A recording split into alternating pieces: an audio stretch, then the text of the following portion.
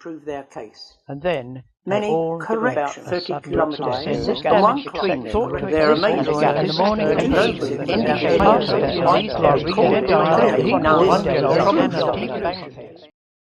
The Big Bang Fraud, the Scientific Evidence Against the Theory by Malcolm Bowden. What is the Big Bang Theory? This is the proposal that many billions of years ago, a tiny quantity of very dense matter exploded. As it enlarged and cooled, matter eventually condensed out. Then it collected together to form atoms. These formed into stars, and they collected to form massive groups of stars called galaxies. These galaxies then collected together to form superclusters of galaxies.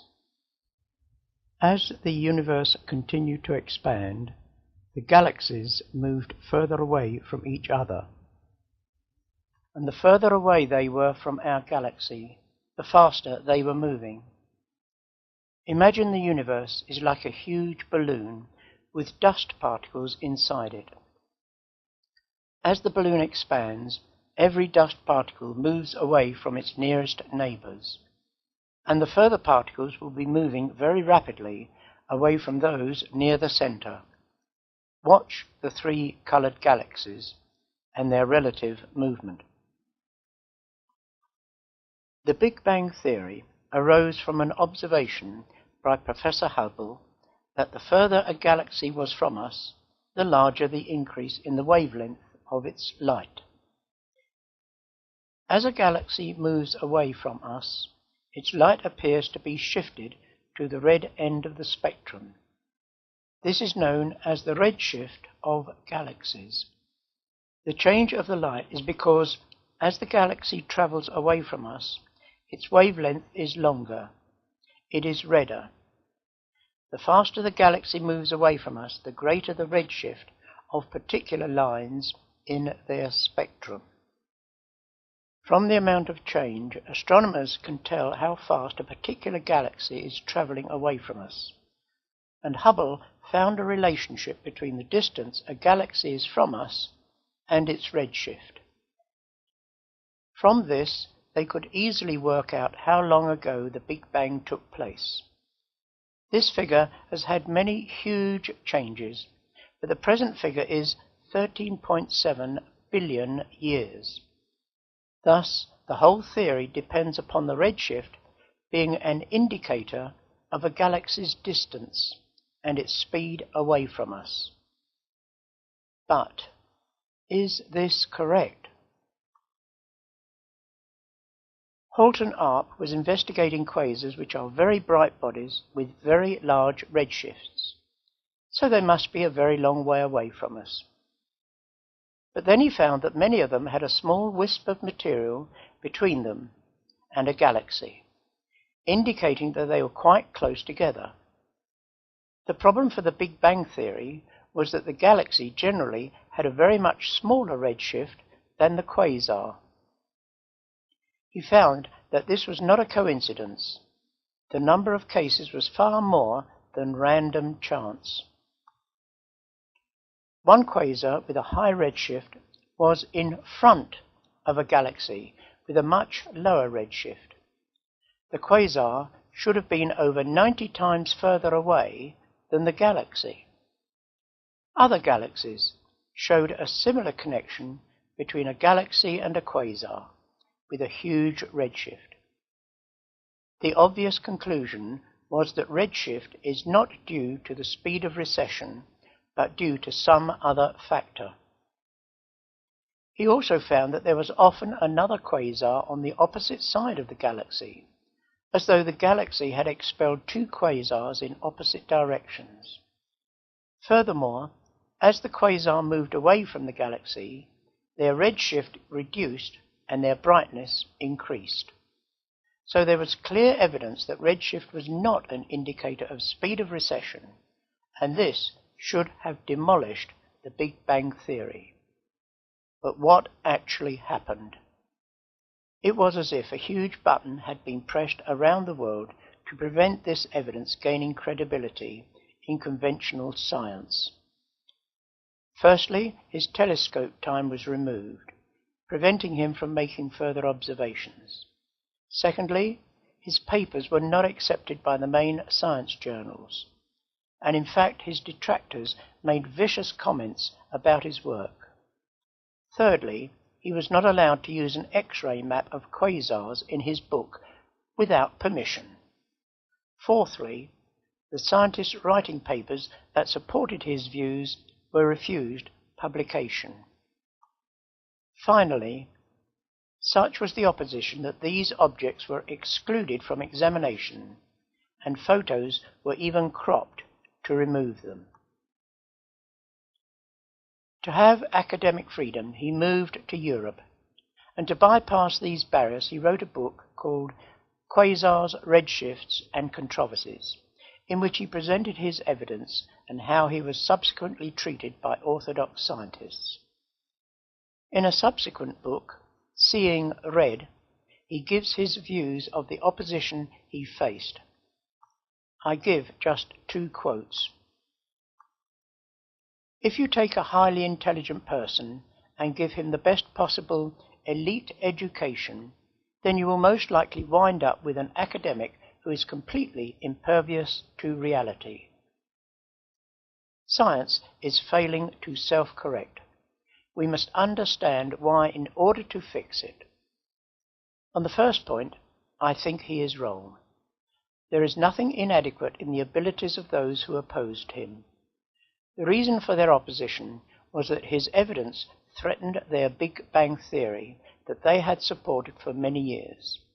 They were well aware that if the Big Bang theory fell, many carefully constructed speculations and careers would fall with it. And there were even more important theories threatened that we will deal with later. On the second point, the peer review system, ostensibly to remove frivolous or bad articles, is actually used to ensure that only papers that support the present orthodox accepted theories are published. That is why his work was crushed. There are other proofs that falsify the theory. If redshift is a measure of distance, then there should be a straight line correlation between these 2 measurements. In 1976, Tift accurately measured redshifts, and he found that they were in distinct steps of 72 kilometers per second, or half of this value, 36 kilometers per second, or 1/3, 24 kilometers per second. This showed yet again that redshift was not a measure of recession, but of something else. The creationist Barry Setterfield has shown that these steps are due to the atomic properties of the atom as the speed of light was decreasing over time. As the Big Bang expanded, the disposition of matter should be extremely uniform, but it is not. It is clumped into stars, galaxies, and superclusters of strings of galaxies, and many of these are centered upon the Earth. Astronomers have great difficulty in explaining all this, but that they have an insoluble problem rarely reaches the public ear. To account for this grouping, they have invented cold, dark matter to keep the stars together. To make their theory work, there is said to be 10 times more of it than there is of the visible matter of the stars, etc. Yet no one has ever seen or measured it. It is pure speculation, stated with great assurance in order to deal with the problem of the lumpy distribution of the stars and galaxies. In 1992, the Cosmic Background Explorer, COBE, satellite plotted the temperature of the background radiation. This was gravely announced as the holy grail of science, as it would explain how stars and galaxies formed. However, it only found differences of 1/30,000,000th of a degree, and even this was only produced after many corrections and subtractions. It is far too small to explain the present distribution of matter.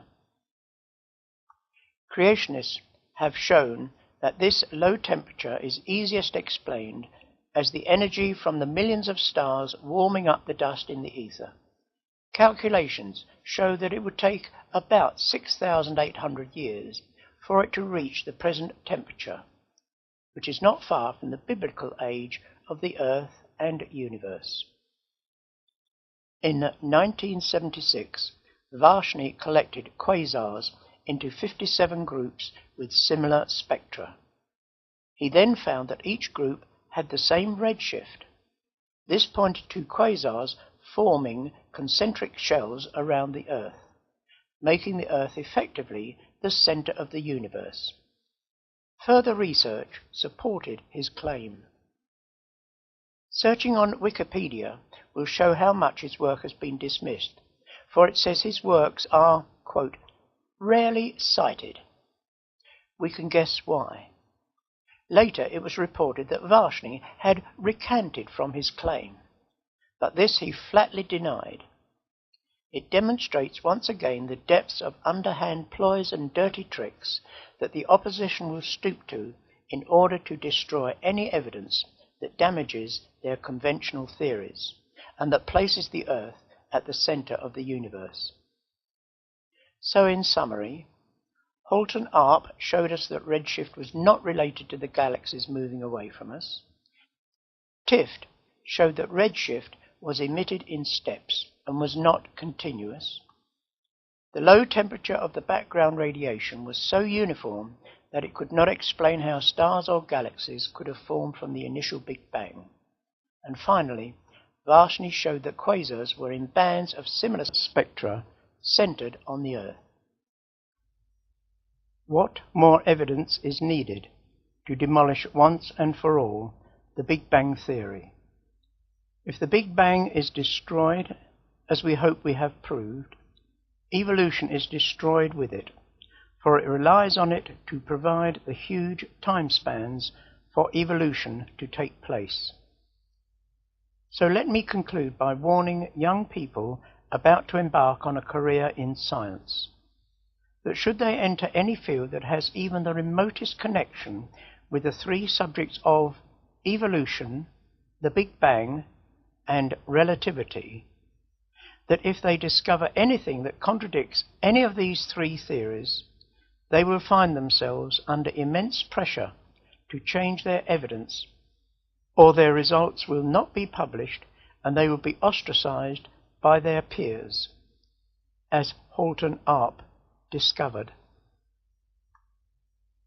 Many have found this to be true, including Professor Dingle when he criticized relativity, Eddy and Bournazian with their data showing that the sun had been shrinking for centuries. New Scientist, May the 22nd to the 28th issue, 2004, page 20.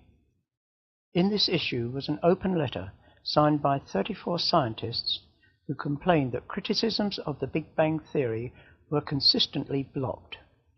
They also said that it is supported by so many fudge factors that it would at least raise serious questions about the validity of the underlying theory. And many other scientists have had similar experiences. In these areas and many others, science is far from being the objective search for the truth wherever it leads, as it is riddled with intrigue, prestige, love of money, and academic politics. This applies to many other subjects also, outside of science. Never forget that it requires only a few men to control funding boards, magazine editorships, and the major institutions to ensure that these three theories and other sacred cows will be protected at all costs from any serious criticisms. Why should this be? Because they are all denials of God's very obvious hand in creation, and therefore fundamentally anti-Christian. I hope you found that interesting. Thank you for listening.